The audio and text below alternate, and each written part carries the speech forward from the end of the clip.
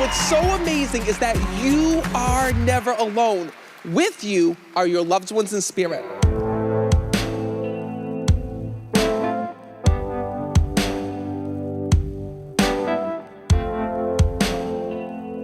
Hey guys, Leslie Robbins here for Young Hollywood. You know this gentleman, psychic medium, Matt Fraser.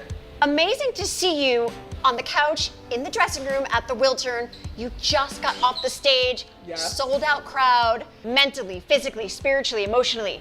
How are you feeling after a show, after an event like that? I gotta tell you, it's crazy. Like right now, if you could be in my head, I have a major headache right now. And like, I feel like I just ran off the treadmill. Take me to the beginning to even have a job like this. I gotta tell you, I don't even know how I got this job, to be honest with you. I have no idea. It's actually crazy because, you know, my grandmother was a psychic medium. My mom is a psychic medium. But when I say that, they did not do it professionally. So my grandmother kept this a secret. My mom kept this a secret.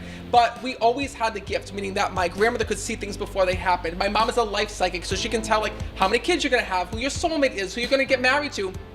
And for me, it was different. I grew up like that little boy from The Sixth Sense. I grew up seeing and hearing The Departed, you know, from a young age. I want to say I was like 3, 4, 5 years old when I first started to get visitations, but I was afraid. Like I pushed this away for years and years. I remember being in my bedroom at night and like turning up the volume on my television, begging for my mom and dad to let me leave the lights on because I didn't want to hear the souls around me. How do you hear the souls and I don't? That's a really good question. Or can I and I don't know how to do it? But like, what do you have that I don't? So the really cool part is that spirit will talk to anybody who's open, but some of us just from when we're younger have a higher frequency where we can hear them and feel them. For me, the way it comes through is quick bits of information. So I'll sense them, I'll feel them, I'll hear them, and they use parts of my body to communicate. So for example, if somebody passed of a head injury, I'll start to feel the sensation within my head. If somebody passed of a stomach issue, so I might start to feel, you know, issues in through here, and then I'll hear little whispers, like little names, little dates, little things that they'll have me say, and that's what's so cool, is it's literally like translating another language. What story sticks out to you amongst all the ones that you've Oh my God, there's so many, but I'm gonna tell you one right off the bat because I'll never forget this. This woman had come, she had just lost her husband. She was there with her 2 daughters, and her husband came through. And when I was connecting with her husband's soul, he had showed me the cemetery and where he was laid to rest, and then he kept telling me that his wife buried him with somebody. And then she's like, no, he's not buried with anybody. He's just in the cemetery alone. And then he showed me a dog. And I'm like, did you bury him with his dog? And the woman's like, no, I didn't. And the daughters were like, Mom, what's he talking about? What's he talking about? What's he talking about the dog? And then the woman goes, I didn't want to say this. She says, I lied. No one knows this. She says, but after my husband was laid to rest, she says, I went back to the cemetery and I dug a hole.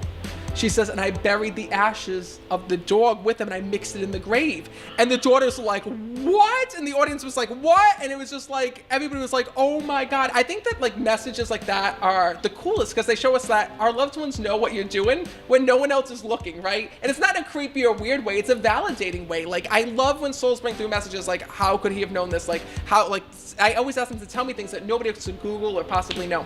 Okay, I'm gonna ask you if there's anyone in this dressing room right now. When I'm here with you, I first of all have a grandmother that's here that's like super strong that's here in this with you. And wait a minute, did your dad pass as well?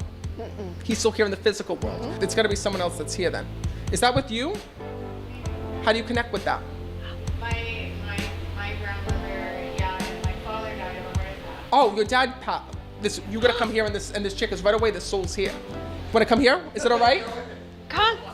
You're gonna know that right away I kept hearing, I didn't know who this was. Oh, sorry. Yeah. So, wait a minute, it is you. And this is so funny, because the moment I go to connect, they'll start to tell me like multiple things of what had happened. So when I'm connecting with your dad, even though he passed of a heart attack, right away I'm also hearing more information that this was not the first time, that he had a mini heart attack or many heart issues beforehand. Is that true? He had a big drug issue, so yeah. But he keeps telling me, I almost died before. And I gotta tell you that your dad is here because right away, he just said to me, I'm sorry for the person that I became. And he's not just talking about the issues with the drugs. Your dad is also here because he's got your grandmother on the other side. And he just said to me that, first of all, they're both together and they're both watching over you. Your dad just said to me he's here because he's sorry for the milestones and the challenges that you went through in life without him. He says that he knew that he had these issues, he had time to fix it, and I didn't do it. So your dad says to me that he's sorry for leaving your life, and he's sorry for the abandonment that you felt by him. here in this world. There's also this moment that he's telling me that you didn't know that he had died, or like they were having issues tracking you down when he passed. Is that true? Like, were you like the last to find out that he had passed away? Probably, yeah. He tells me this. He says, Matt, he says, I want to let my daughter know that even though there was so much time that had passed between me and between her, he says that he doesn't want you to feel guilty about anything, because he shows me about all this guilt that's on you every single day. And your dad just said to me, listen, even though I didn't get to be here with you, he says, from different milestones in your life, he says, I'm watching over you from the afterlife. And this is crazy. He just showed me about one of the signs that he uses to reach you are birds. Do you see birds that remind you of your dad? I'm very connected to birds. They always show up and come to me through windows and everything. That's your dad. That's him knowing that he can reach you in that way and connect you in that way. Here's what I keep showing me. Like, I keep seeing your dad showing me that, like, you became a mother to your mom. Like, you being kids, you watching over her, being scared for her, doing all of these things. And your dad just said to me, you know, I didn't realize the void and the hole that I left you with until now. It's also, it's your mom's mom that had passed. That's here, that's on the other side, that also became like a second mother to you. Yes. She's here because she filled the void where your dad couldn't. Because she shows me, like, her teaching you how to do like all of these women things, like cook and like take care of the house. And she said to me, I want you to know that I'm also here. And this is interesting. I also just saw the vision of what is this? It looks like doilies, or like handmade wash. Yes, thank you. How do you connect with that? Did she make those? She used to crochet a lot. Perfect. And you know, like, they would be like everywhere, because I see them like on the side table. I see them like being used for like to wash the dishes, like all of these things. Her soul is here and with you. Oh, you're so welcome. I hope this helped you. You're such a blessing to us all. Thank you for what you do. So when you experience that with someone you're healing, what goes through your body as you see such emotion come You know out of what's hers? crazy is that I separate myself, because my job is delivering the message, and I want to make sure, like, as much as you're crying, I can't cry with you, because it's like I gotta make sure you get the message, right? So that's why it's like when I'm in the zone, it's like I'm just listening to the other side, listening to what I'm being told, what I'm feeling, putting it all together to deliver that message to her. How do you turn it off then and just become Matt? You know, it's hard. But it's also about setting boundaries, right, with the other side. So there's a couple different things I do.